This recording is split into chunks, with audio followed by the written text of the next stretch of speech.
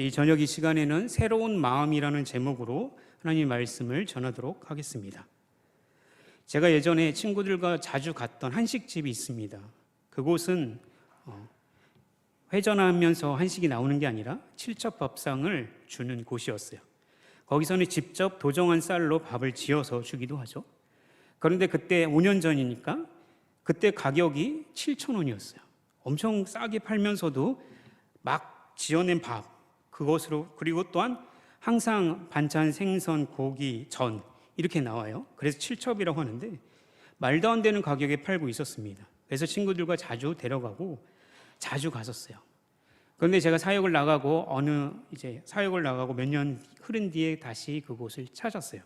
친구들과 함께 갔는데 이상하게 칠첩이 나왔는데 브로콜리가 하나 나오고 김이 나오고 전은 찾아볼 수도 없고 생선은 정말 토막 이 정도 나오고 딱 보는 순간 변했구나 이런 생각이 딱 들더라고요. 친구와 함께 맛있게 먹었는데 이 집 맛이 변했구나 라는 생각을 저 혼자 하게 됐는데 나오면서 친구도 똑같은 말을 하더라고요. 무엇입니까? 사람이 처음에 마음을 가졌던 그 마음, 정말 따뜻한 마음, 그곳이 노량진 가고 수험생들이 많기 때문에 집밥을 그리워하는 친구들이 많아요. 그래서 그들에게 하나님이 아니죠, 아버지의 마음과 어머니의 따뜻한 밥을 차려주겠다라는 마음으로 시작했는데 그것이 돈이 되다 보니까 프랜차이즈 늘리는 거, 사업 계획을 세우다 보니 그것이 변하는 것을 볼 수 있었습니다. 무엇입니까? 오늘 사울의 이야기가 시작되는데 사울 왕이 기름을 붓고 그리고 처음에는 분명 하나님의 말씀대로 순종 잘하고 겸손했고 하나님 앞에서 어느 정도 괜찮았습니다. 그런데 그가 뒤로 갈수록 하나님의 말씀을 어기고 타락하게 되는 모습들을 우리가 볼 수 있지 않습니까? 그의 비유와 딱 맞는 비유인 것 같습니다. 그런 것처럼 오늘 사울 왕의 그 시작점에 처음에 그가 시작하면서 그래도 괜찮은 왕으로 주목을 받았는데 그런데 그가 왜 이렇게 타락했는지 그 근본적인 이유를 좀 살펴보면서 하나님께서 우리에게 주시는 삶, 어떤 삶을 원하시는지를 이 저녁에 알아보도록 하겠습니다. 그가 초심의 마음을 잃어버렸는데 그 마음을 잃어버린 것은 사실 그가 가지고 있던 어떤 상태나 어떤 그 능력이라기보다는 그것은 결정적으로 하나님의 말씀을 무시하는 행동으로부터 시작되기 때문에 그것이 그 마음이 변한 결론이라고 말할 수 있죠. 9장에서 말씀을 우리가 시작할 때 저번 주에 했던 내용 기억하시죠? 네, 표정이 다 어떤 말씀입니까? 라고 이렇게 보시는데 괜찮습니다. 또 반복하면 돼요. 네, 하나님께서 사울을 왕으로 선택하시려고 그를 부르시는 장면이죠. 그런데 그 부르시는 장면이 특별하지가 않았고 그가 일상적으로 먹고 마시고 그리고 일하는 가운데 이렇게 특별한 일들을 맡게 되었다. 그래서 일상 속에서 우리를 인도하시는 하나님의 섭리에 대해서 배워보았습니다. 그런데 그 하나님께서 오늘 10장의 말씀을 들어오면서 일상적인 계시의 말씀이 아니라 이젠 특별한 계시의 말씀으로 그에게 임한 것을 볼 수가 있는 거죠. 그러니까 특별한 섭리, 계시는, 일반적인 계시는 세상 속에 있는 것들을 통해서 하나님을 볼 수 있어요. 물론 예수를 믿는 자들이 가능한 거죠. 세상의 아름다운 것들이나 우리 일상에서 하는 이런 좋은 것들을 보면 하나님이 이런 거를 주셨구나라는 걸 경험하면서 하나님이 계시다는 걸 아는 거죠. 그런 것이 일반적인 계시이고 일반적인 섭리입니다. 그런데 특별한 계시는 하나님께서 직접 말씀하시고 그 말씀대로 행하시는 모습을 통해서 우리에게 보여주시는 거예요. 그러니까 직접적으로 말씀하시는 거라는 거죠. 그래서 오늘은 특별히 그 특별 계시를 통해서 사울에게 말씀해 주는 장면을 우리가 볼 수 있습니다. 그래서 사울에게 이제 사무엘이 기름을 붓죠. 그리고 그가 왕이 될 것이다 라고 말씀하시고 그리고 나서 그에게 세 가지 증표를 보여주십니다. 그 세 가지 증표는 사울을 택하신 하나님의 의지가 이렇다라는 것을 하나님의 의지를 보여주는 것이고 그리고 사무엘을 통해서 하나님이 말씀하셨고 그것이 사람이 생각하든 오늘 찬양의 가사처럼 깊은 곳에 물을 던지라는 그 말씀처럼 이게 인간적으로 이성적으로 판단해도 아무리 말도 안 되라고 생각할지 몰라도 그것은 하나님이 말씀하셨기 때문에 반드시 이루신다는 특징을 가지고 있는 거죠. 그런 인간적인 어떤 가능성이 문제가 아니라 하나님이 말씀하셨기 때문에 그 말씀은 100% 이루어진다라는 걸 보여주고 있는 거죠. 그러니 오늘 사울에게 이루어지는 세 가지 증거는 하나님께서 말씀하신 것은 반드시 이루신다는 것을 그에게 가르쳐주고 있는 거죠. 그러니까 이 사울이 해야 할 행동들은 무엇입니까? 어렵지 않죠? 당연히 하나님 말씀한 대로 순종하며 살면 다 되는 것이죠. 그러니 그의 삶이 연약하고 그가 겸손하다 못해 소극적이고 뭔가 싸움과 기술을 능하지 못하고 인간적으로 연약하다 할지라도 하나님이 그를 세우셨고 그에게 말씀하셨고 그를 왕으로 세우셨다. 그리고 너와 함께 하겠다라고 말씀하셨으면 그것은 반드시 이루어져요. 그것은 그래서 사울이 해야 할 일은 다른 무엇보다도 하나님의 말씀에 순종하며 사는 거, 그것이 그의 인생의 가장 형통한 비결이라는 거죠. 제가 예전에 수능을 막 치르고 꽤 오래전 얘기죠. 대학에 원서를 넣고 기다리던 그때 시기의 이야기입니다. 저희 막내 누나가 기도원을 가자고 하더라고요. 그 당시에 제가 이제 막 목사가 되겠다라고 결심했기 때문에 순종을 했죠. 기도원이라면 정말 싫어했는데, 근데 어느 목사님이 그 기도원에 오신대요. 그런데 그분이 하는 예언은 다 맞대요. 저한테 그렇게 얘기하면서 가자고 하죠. 저는 뭐 시간도 괜찮고 그래서 따라갔습니다. 근데 그날따라 차도 너무 막히고 눈이 너무 많이 와서, 그 산에 눈이 너무 많이 와서 차들이 거의 못 들어왔어요. 근데 어떻게 저희는 들어갔는데, 갔더니 어떤 목사님이 서 계시고, 그리고 거기 온 성도들이 한 10대 명밖에 안 되는 거예요. 저는 속으로 실망했죠. 유명하시다면서 이런 생각을 가지게 했습니다. 그런데 거기 온 모든 사람들이 한 가지 목적을 가지고 왔어요. 하나님을 만나겠다, 뭐 이런 목적도 있겠지만 그분의 예언의 말씀 듣겠다라는 각오로 왔죠. 그래서 그분이 이제 사람도 많지 않으니까 내가 다 예언해 주겠다라고 말씀 시간 끝나고 예언을 해 주시는데, 저에게도 예언을 해 주시는데 기가 막힌 거예요. 이건 뭐 그 말씀대로 되면 저는 이 세계에 있는 사람이 아니에요. 저희 거의 천상을 걷는 사람이 되어 있다라. 저희 누나는 그걸 기록해 놓고 테이프를 아직도 가지고 있고, 저에게 딴짓하려고 하면 너 이렇게 돼야 된다라고 협박을 하죠. 물론 그게 중요한 게 아니라 그분이 하신 말씀이, 내가 예언을 한 40가지를 얘기하는데 한 사람은요, 그 중에 2-3개가 맞는데요. 그럼 사람들이 신기하게 그 예언의 하나님의 말씀이라 믿고 간다라고 얘기합니다. 근데 문제가 무엇입니까? 그것은 사람에게 하는 예언이죠. 그러니까 길흉화복이라고 하죠. 세상에서 말하는 것과 동일한 방법이에요. 세상에서도 점집에서도 10개 중에 하나만 맞춰도 사람들 믿는다고 합니다. 그런데 오늘 이 사무엘서의 특징은 무엇입니까? 원리는 비슷해요. 하나님께서 사무엘을 통해서 말씀을 하세요. 그러면 그 사무엘이 진짜 하나님의 사람인지 아닌지를 알 수 있는 방법은 무엇입니까? 그가 하는 말이 이루어지느냐 않느냐를 가지고 그가 하나님의 사람인지를 알 수 있는 거죠. 그런데 사무엘은 어떤 사람이었죠? 그가 하나님 앞에 처음 부르신 어린 때부터 엘리 제사장의 가문에 심판을 경고하는 말씀을 했죠.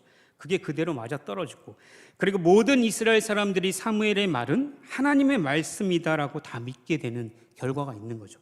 그러니까 10개 중에 1-2개를 맞히는 게 아니라 그가 하는 말은 하나님의 말씀이기 때문에 100% 이루어진다는 거죠. 그렇기 때문에 그런 사무엘이 지금 사울에게 기름을 붓고 그에게 3가지 증표를 얘기했다는 것은 결과는 어떤 것이죠? 네, 반드시 이루어진다는 거죠. 그래서 그 하나님의 말씀을 듣고 그 말씀에 순종하라고 계속해서 사울에게 말씀해 주고 있는 거죠.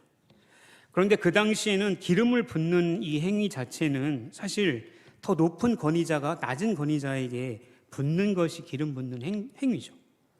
예를 들면 A라는 나라가 B나라와 전쟁을 해서 A라는 나라가 이겼어요. 그러면 B나라를 이제 정복한 그 나라를 다스릴 왕을 A라는 왕이 세우죠. 그러면 그때 그 B라는 나라 중에 한 사람을 택해서 기름을 붓는다라고 표현하는 것입니다. 그 말은 뭡니까? 더 능력과 권위가 높은 사람이 그 낮은 자에게 베푸는 행동이라는 거죠. 그런데 오늘은 그런 관점에서 만약에 지금 사무엘상하의 이 말씀을 본다면 사무엘이 더 권위 있고 능력 있고라고 우리는 생각할 수 있어요. 그런데 그것이 아니죠. 그게 아니라 사무엘 자체 능력과 권력과 권위가 있는 게 아니라 무엇의 권위와 능력이 있는 것입니까? 하나님의 말씀의 권위와 능력이 있는 거죠. 그 말씀이 하나님께서 말씀하셨기 때문에 반드시 이루시는 모습을 보여주심으로써 그 사무엘이 하는 말의 능력이 그가 능력이 있어서가 아니라 하나님께서 이루신다는 것을 보여주고 있는 거죠. 그러니 그가 지금 하나님의 명령대로 말씀대로 사울에게 기름을 붓는 그 행위는 사무엘의 더 권위가 높아서가 아니라 하나님께서 말씀하신다라는 걸 정확하게 보여주고 있는 거예요. 그러니까 사울의 인생이 태평성대하려면 어떤 결과를 따르면 됩니까? 하나님의 말씀에 순종하면 태평성대 이룰 수 있는 비결이라는 거죠. 그렇기 때문에 분명히 사울은 하나님의 말씀, 사무엘의 말에 귀를 기울여야 한다는 것이죠. 그가 사무엘의 말에 순종할 때 그의 나라가 평화를 누리고, 사무엘의 말에 귀를 기울일 때 그가 전쟁에서 무기로 이기는 게 아니라 군사력으로 이기는 게 아니라 힘과 능력으로 이기는 게 아니라 정치 외교술로 이겨내는 것이 아니라 하나님의 말씀에 순종할 때 그와 같은 결과를 이룰 수 있다는 걸 정확하게 보여주는 것입니다. 그러니 그가 나라를 잘 다스릴 수 있는 방법은 하나님께서 사무엘에게 말씀하신 그 말씀에 귀를 기울이고 순종하는 방법인 것이죠. 사랑하는 성도 여러분, 이 시대에도 마찬가지입니다. 여러분들 앞에서 설교하는 설교자의 목소리가 어떤 목소리로 들리십니까? 저 친구는 목소리가 좋네? 저 친구는 왜 억양이 안 좋지? 저 친구는 정말 설교를 준비했나? 이렇게 듣고 계십니까? 그것이 아니죠. 그 사람이 정말 하나님의 말씀을 전한다면 그 말씀을 듣는 우리는 두렵고 떨리는 마음으로 들어야 하는 것이죠. 그 사람이 표현하는 방식, 뭔가 하는 것들이 좀 어눌할 수도 있습니다. 그러나 그가 성경의 말씀을 가지고 있다면 그 말씀을 듣는 우리에게는 평가가 아니라 두렵고 떨리는 마음을 들어야 한다는 것이죠. 그것이 성경을 전하는 그 사람의 권위가 아니라 그 말씀 자체, 하나님께서 하시기 때문에 하나님께 권위가 있기 때문에 우리는 두렵고 떨린 마음으로 그 말씀을 받아야 하는 것입니다. 사무엘이 사울에게 왕으로서 기름 부었고 그거에 대한 증거로 세 가지를 말해줍니다.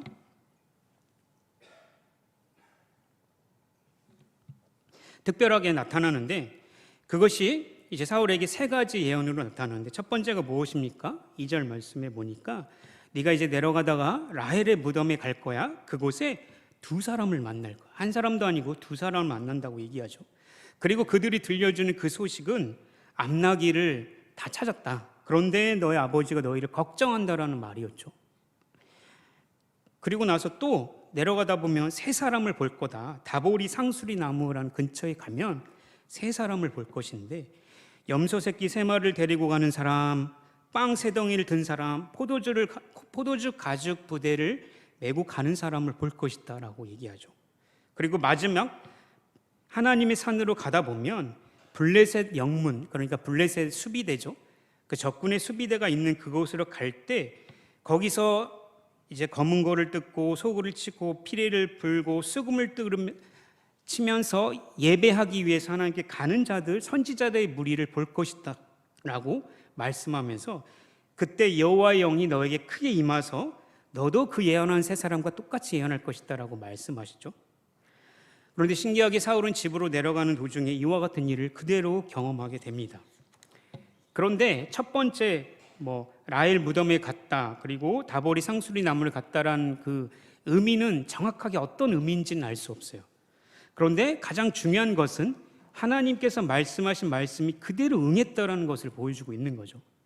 그리고 그 뜻은 정확히는 알 수 없지만 세 번째 경험을 할 때 그에게 두 가지 사건 어떤 의미보다도 그 세 가지 일들을 경험을 통해서 하나님께서 말씀하신 것이 그대로 이루어진다는 것을 그에게 보여주고 있습니다. 따라서 우리의 믿음은 하나님께서 하신 말씀이 반드시 이루어질 것이라는 그 사실을 알고 믿는 거예요. 무턱대고 하나님 이렇게 해주시겠지라는 막연한 기대를 가지고 성경을 읽어가는 게 아니라 하나님께서 하셨던 일이고 하나님께서 말씀하신 거기 때문에 그건 반드시 이루어진다라고 믿고 우리가 말씀을 읽어가는 것이죠. 이것이 진짜 하나님께서 하신 역사적 사실이고 이것이 맞다면 우리 삶 속에서도 반드시 이루겠다라는 그 기대감을 가지고 말씀을 읽어갈 수 있다는 거죠. 우리가 생각하기에는 하나님께서 여호와의 영이 사울에게 강하게 임해서 뭔가 사울이 예언도 하고 막 이런 것들을 보여주죠. 그럼 우리도 똑같이 사도행전을 겪었던 우리 그 말씀을 아는 우리들이기 때문에 뭔가 여호와의 영, 성령님 우리에 임하시면 우리도 뭔가 특별한 것을 해야겠다라고 생각할 때가 많죠. 그래서 뭔가 방언은 아니어도 뭔가 좀 묘한 그 다른 사람의 마음을 알 수 있는 뭔가를 주시지 않을까, 이런 기대도 하게 됩니다. 어쩔 때는 우리가 기도하는 것들이 그대로 이루어져서 다른 사람들에게 막 간증할 수 있는 이런 성령 충만함을 요구하기도 하죠. 때로는 그것도 아니라면 하나님 그래도 내 월급 좀 올려주시고 그래서 성령 충만한 증거로 좀 주위 사람들에게 윤리도덕적으로 좀 탁월하게 살게 해주세요, 이런 것들도 바랄 때도 있죠. 그런데 여호와의 영이 임하고 성령이 충만한 사람이 되면 우리에게 가장 먼저 주어지는 것이 무엇입니까? 그것은 오늘 계속 사울에게 말씀하시는 거죠. 하나님의 말씀을 사모해라라는 거죠. 그 말씀에 순종해야 한다라고 말씀해 주시는 것입니다. 그러니까 우리가 하나님의 말씀을 성령 충만하고 예수를 믿게 되면 우리에게 어떤 기적적인 체험이 먼저 오는 게 아니야. 물론 그것이 있으면 좋겠죠. 그러나 그것이 먼저가 아니라 가장 기본적이고 간단하고 가장 중요한 것은 우리가 하나님의 성경 말씀의 66권을 사랑하게 된다는 거예요. 그래서 그 말씀을 읽고 싶고, 예전에는 성경 창세기 출애굽기 레위기만 가면 졸랐는데 이제는 졸더라도 읽는 거예요. 그래서 또 다시 창세기 출애굽기 레위기 읽고 있는 우리의 모습을 발견하게 된다는 거죠. 그러니까 무엇입니까? 하나님의 말씀을 사랑하게 된다는 거죠. 그러니 사울이 가장 실패할 수 있었던 가장 쉽고 근본적인 원인이 무엇입니까? 하나님의 말씀을 버린 것이 그가 실패한 원인이 될 수밖에 없는 것이죠. 그러니 우리에게 하나님께서 예수 그리스도를 통해서 이 완성된 66권의 성경을 우리에게 주셨다는 것은 얼마나 축복인지 모릅니다. 그래서 우리는 이 말씀이 이미 이루어졌어요. 예수님을 보낼 거고 너희들에게 구원자를 주실 거다. 그 구원자가 너희들이 죄를 위해서 대신 죽을 거고 다시 살아날 거고 하늘의 권세의 자리에 올라서 다시 심판하러 너희에게 오실 것이다라고 하나님께서 예언하신 그 말씀이 그대로 다 이루어졌고 마지막 다시 오실 때만 우리가 기다리고 있는 것이죠. 그러니 이미 이루어진 이 말씀을 우리가 보고 듣고 느낄 수 있다는 것은 하나님이 우리에게 가장 좋은 것을 주신 거예요. 우리에게 월급 오르는 거 그것도 좋지만 그것보다 더한 바꿀 수 없는 것이 이 성경의 66권 말씀을 우리에게 주셨다는 거예요. 그러니까 그 말씀대로 우리가 읽고 듣고 순종하며 살면 그것이 가장 우리에게 성령 충만한 삶이라는 것이죠. 그러니 사랑하는 성도 여러분, 우리 성도님들은 이 말씀을 정말 하나님의 말씀으로 믿고 계십니까? 아멘이십니까? 네, 아멘이라고 믿겠습니다. 그렇다면 우리는 이 성경 66권의 말씀을 밝히 알도록 기도해야 되고, 그리고 말씀을 더 많이 읽을 수 있도록 하는 시간을 주세요. 이 말씀에 더 목숨 걸고 지킬 수 있게 라고 그렇게 기도하며 나아갈 수 있는 것입니다. 우리에게 소망은 이 말씀 속에 다 있습니다. 이 배역하고 정말 무섭고 정말 우리를 넘어지게 만드는 이 세상 속에서 자신의 힘과 능력을 의지하고 남을 무시하고 사는 것이 마치 그들의 능력인 양만 생각하는 세상 속에서 우리는 다른 것을 의지하는 것이 아니라 이 하나님의 말씀을 의지하며 살아가야 한다는 것이죠. 그러니 이 말씀이 우리에게 반드시 이루어질 거고 그 내용이 예수 그리스도를 통해서 이루어졌기 때문에 이 말씀이 반드시 이루어질 거라고 믿고 이렇게 살아가는 것이 하나님께서 우리에게 새 마음으로 부어주신 마음이라는 것이죠. 그러니 본질은 간단합니다. 아주 너무 간단해요. 다시 성경책을 펴시면 됩니다. 그리고 레위기에서 멈췄으면 또다시 읽어나가면 되는 거예요. 그리고 하나님의 말씀을 졸더라도 삼하고 작심삼일 3번 10번 하면 한 달 지나가니까 또다시 말씀을 사랑하고 또다시 펼치면 됩니다. 그러다 보면 하나님의 말씀이 정말 우리에게 눈물로 다가올 때가 있고 이 말씀이 진짜 믿어지는 그날이 반드시 온다는 거죠. 그러면 하나님의 말씀은 우리를 통해 역사하실 것입니다. 그러니 사울이 초심을 마음을 잃어버렸던 것은 사무엘의 말을 업신여기고 그를 경쟁자로 여기고 하나님의 말씀을 등진 것이 그의 인생의 가장 실패였다는 거죠. 그러니 우리가 할 수 있는 것은 다른 것에 있는 게 아니죠. 우리에게는 하나님의 말씀으로 다시 돌아가는 것, 이것밖에 없습니다. 다른 것이 우리에게 있다고 자꾸 우리들에게 사람들에게 손짓하지만 다 소용이 없는 것이죠. 우리에게 평소 바쁘더라도 다시 말씀을 펼치시고 실패했더라도 괜찮아요. 일어나시면 돼요. 또다시 읽고 또다시 읽으면 분명히 하나님의 말씀이 우리를 통해 역사하실 것이죠. 그러므로 새로운 마음을 가진 자의 특징은 하나님의 말씀이 이루어지는 걸 보게 될 거예요. 그리고 그 말씀을 믿게 될 것입니다. 그리고 하나님의 말씀을 우리가 자연스럽게 선택할 것이고요. 그 말씀이 우리를 통해 이루어지는 모습을 통해 사람들은 너를 보니 예수님을 보는 것 같다라고 말할 것입니다. 우리 모든 사랑하는 성도님들이 바로 하나님의 말씀에서 이와 같은 삶을 살아가는 사람이 되기를 주님의 이름으로 기도합니다.